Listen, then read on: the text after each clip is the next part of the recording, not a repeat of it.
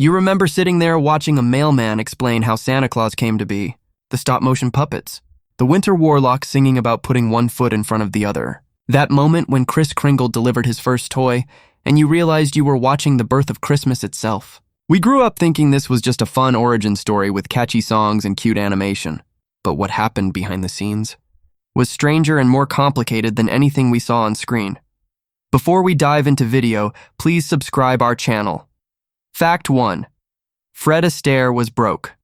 When he took the role, Fred Astaire voiced S.D. Kluger, the mailman narrator, and most people assume he did it as a fun little side project between major films. But the truth is darker. Astaire was in serious financial trouble in 1970. Bad investments and an expensive lifestyle had drained his savings. He needed work badly, and voice acting paid well for minimal time. He recorded all his lines in just 2 days and collected a paycheck that helped keep him afloat. When you hear that cheerful mailman voice now, it hits different knowing Astaire was struggling. He brought joy to millions of kids while privately worried about money. That is the show business dream and nightmare all at once. Fact 2. The special was created to answer angry letters. Rankin. Bass received thousands of letters from children after Rudolph and Frosty aired. Kids wanted to know why Santa lived at the North Pole, why he wore a red suit, why he came down chimneys. Parents did not have good answers, and they wrote to the studio asking for help. So Rankin Bass decided to make an entire special that would answer every question about Santa origins. This was not just entertainment. This was cultural education. They were literally creating the mythology that generations would accept as canon. The pressure must have been enormous. They were not just making a TV show. They were defining Santa Claus for the modern age. Fact 3. Mickey Rooney recorded his lines. While grieving, Mickey Rooney voiced Kris Kringle, and he is perfect in the role. Full of energy and optimism and warmth. But Rooney was going through a brutal divorce while recording. His personal life was falling apart. He would come into the studio devastated and then have to voice the happiest, most hopeful character imaginable. The director said Rooney would sometimes break down between takes and then pull himself together and deliver pure joy. You can kind of hear it if you listen closely. There is a desperation under the cheer. Like someone trying really hard to believe in good things while everything around them crumbles. That accidentally made Kris Kringle feel more real, more human, more fragile. Fact 4. The Burgermeister was based on real authoritarian leaders. Burgermeister Meisterburger is the villain who bans toys. He is ridiculous with his giant hat and his temper tantrums. But his character design and mannerisms were based on actual authoritarian leaders from history. The animators studied footage of dictators to get his movements right. The way he points and shouts. The way he demands total obedience. This was 1970, and the world had just been through decades of fascism and war. The Burgermeister was not just a cartoon villain. He was a symbol of every leader who ever tried to control joy in childhood. Making him look silly was the revenge. It was saying that tyrants are not scary. They are pathetic. And they always lose to goodness eventually. Fact 5. Kris Kringle was almost named. Klaus in early script drafts, the main character was not named Kris Kringle. He was going to be called Klaus after the European Santa traditions. But test audiences found the name too foreign and hard to pronounce.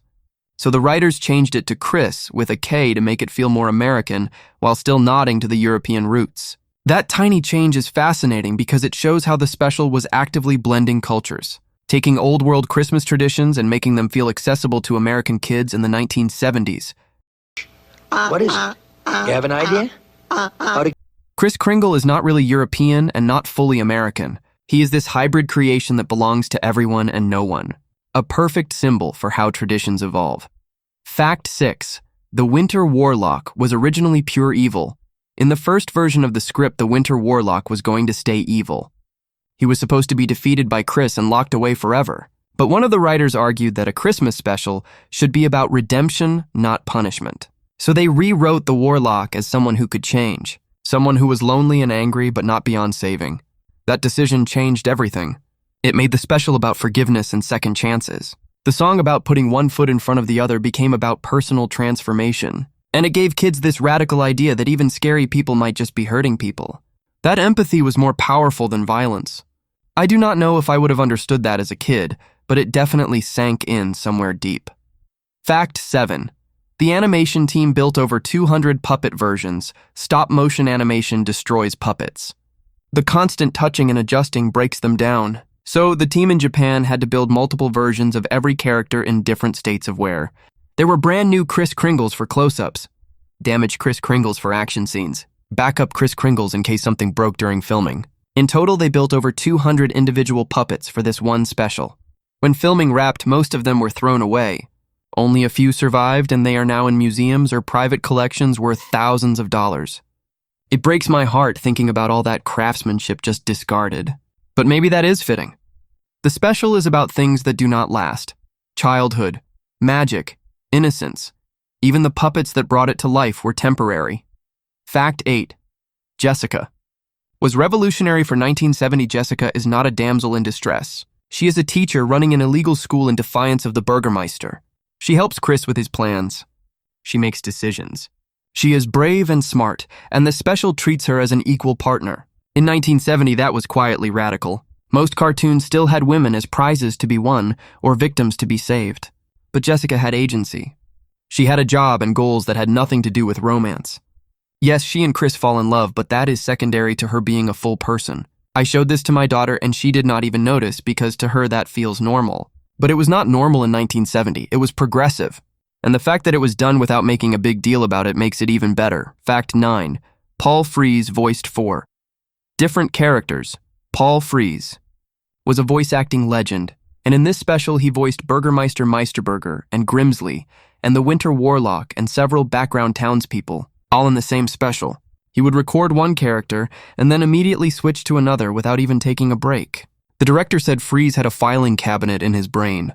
He could access any voice instantly and never get them confused. When you watch the special, now knowing that the villain and the redeemed wizard and the cowardly assistant are all the same guy, it feels like magic. Frees was doing live theater in a sound booth. One man playing multiple roles in a story about identity and transformation.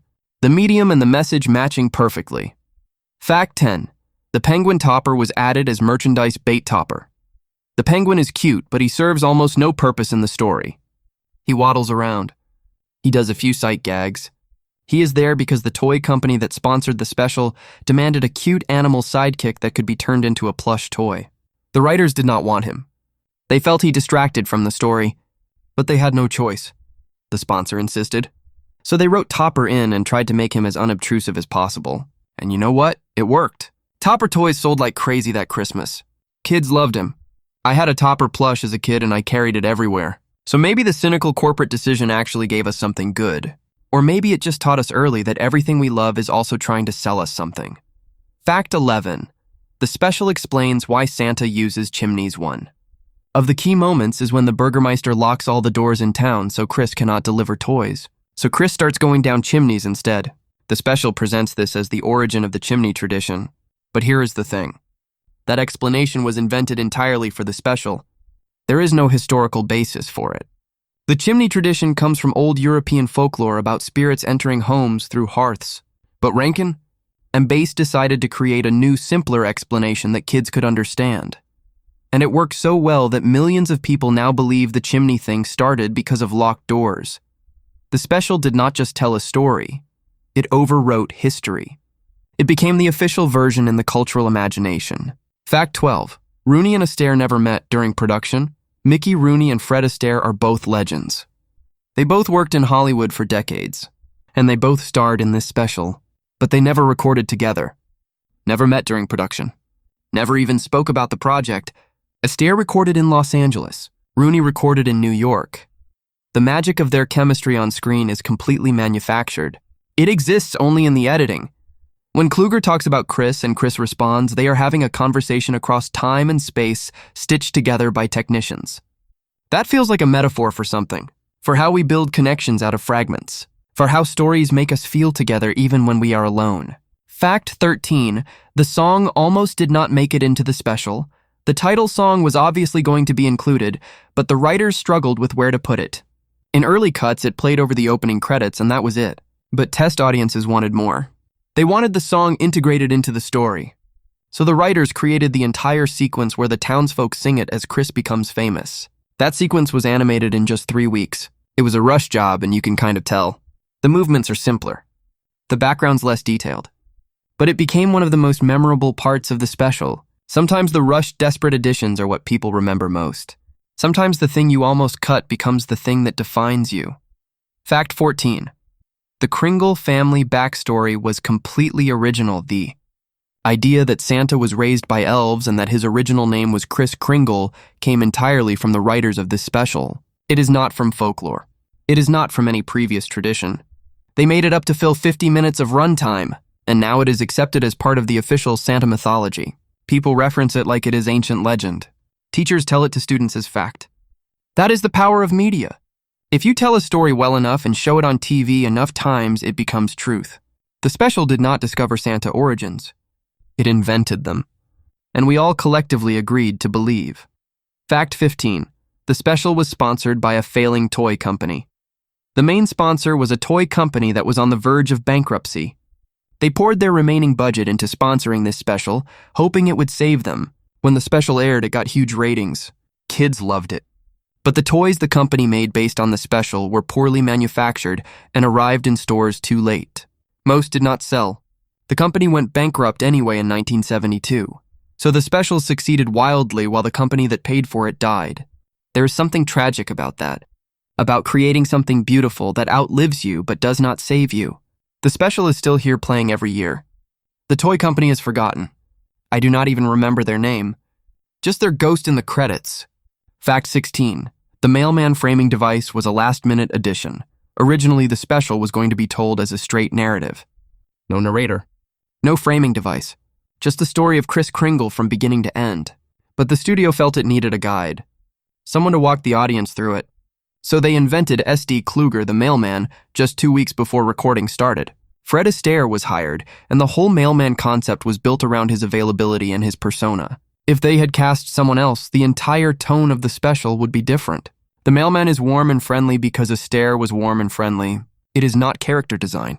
It is just Astaire being Astaire. And it worked perfectly by accident. Fact 17. Jessica was voiced by a blacklisted actress. Robie Lester voiced Jessica, and she was incredibly talented. But her career had been damaged during the Hollywood blacklist era of the 1950s. She was suspected of having communist sympathies, and many studios would not hire her. By 1970, the blacklist was mostly over, but the damage remained. Voice acting was one of the few places she could still get work because it was anonymous. Most people who watched the special had no idea who she was. She gave Jessica warmth and strength and intelligence and got almost no recognition for it. She died in 2005, mostly forgotten. But her voice is in this special that plays every single year. Millions have heard her even if they never knew her name. That is its own kind of immortality, I guess. Bitter and beautiful at the same time. Fact 18. The special changed Santa. From scary to safe. Before this special, a lot of old Santa folklore painted him as slightly frightening. He knew if you were bad. He punished naughty children. He was this all-seeing judge. But this special made Santa completely safe and non-threatening. Kris Kringle is just a nice guy who loves kids and wants to bring joy. He does not punish. He does not judge harshly. He just cares. That softening of Santa became the dominant version. After 1970, most depictions of Santa followed this model. The special took a complex folklore figure and simplified him into pure goodness. Some people think that was a loss, that we need the scary Santa to keep the magic dangerous. But I think most of us prefer this version, the one who is only love, only giving. We have enough scary things. Let Santa be safe. Fact 19. The animation cells were stored incorrectly and decayed. After the special aired, the original animation cells and puppets were packed into boxes and stored in a warehouse in Japan. But the warehouse was not climate controlled. Heat and humidity slowly destroyed everything. By the time anyone thought to preserve them in the 1990s, most of it was ruined. The puppet of Kris Kringle had rotted. The Winter Warlock had collapsed. Only a few pieces survived. So unlike Rudolph, where we have museum exhibits of the original puppets Santa Claus Is Comin to town, exist mostly in memory and recorded footage. The physical objects that created it are gone, which again feels fitting. A special about magic and belief preserved only in the ephemeral, only in the watching, only in what we remember. Fact 20. The ending implies Kris and Jessica never see each other again. Think about the ending. Kris becomes Santa and moves to the North Pole to avoid arrest. Jessica stays behind in Somber Town. The narrator says they got married, but we never see it happen. We never see them together again after Kris leaves. So either Jessica abandoned her entire life and students to move to the North Pole, or they lived apart forever. The special does not address this. It just ends with Kris flying away and Jessica waving. That is a heartbreaking ending disguised as a happy one. She gave up everything for him, or he left her behind to pursue his calling.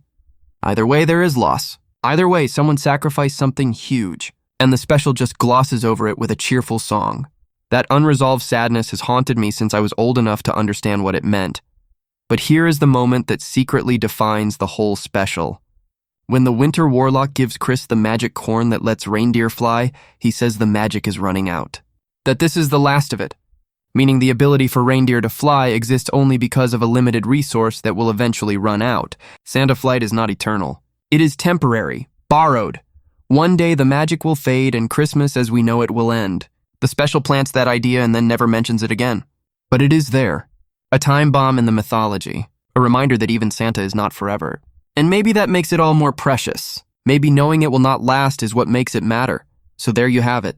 20 facts that hopefully made you see Santa Claus Is Comin to town differently. This special gave us the Santa we know today. The origin story we tell. The mythology we believe. And it did it with struggling actors and corporate sponsors and decaying puppets and impossible deadlines. It was messy and complicated and human. Just like Christmas itself. Which of these facts surprised you most? Did you ever notice that Jessica and Kris never reunite on screen? Tell me in the comments. I need to know I'm not the only one haunted by these details. Sometimes the stories that shape our childhood are stranger and sadder than we realized. But that does not make them less magical. It makes them more real.